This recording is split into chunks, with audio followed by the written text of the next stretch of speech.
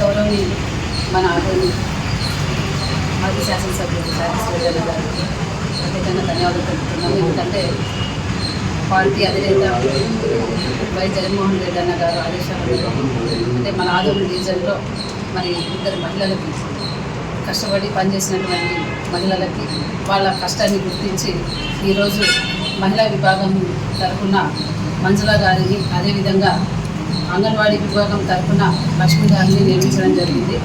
అంటే ఈ పదవులు వచ్చేసి బాధ్యత పెంచినాయని నేను తెలియజేస్తున్నాను. ఎందుకంటే ఇప్పుడు ఇన్ని రోజులు ఏదో ఇప్పుడు 2029 గెలుపు కోసం కూడా ప్రతి ఒక్కరు కూడా కృషి చేస్తారని మేము ఆశాభావం వ్యక్తం చేస్తున్నాము.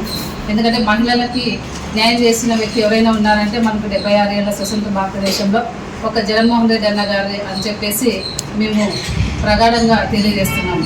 ఈరోజు మనం చూస్తే అవి ఎక్కడ కనపడడం లేదు. మళ్ళీ ఈరోజు వాళ్ళంతా మాట్లాడుతున్నారు మహిళలకు చేస్తున్నామని, అక్కడ ఏం లేదు.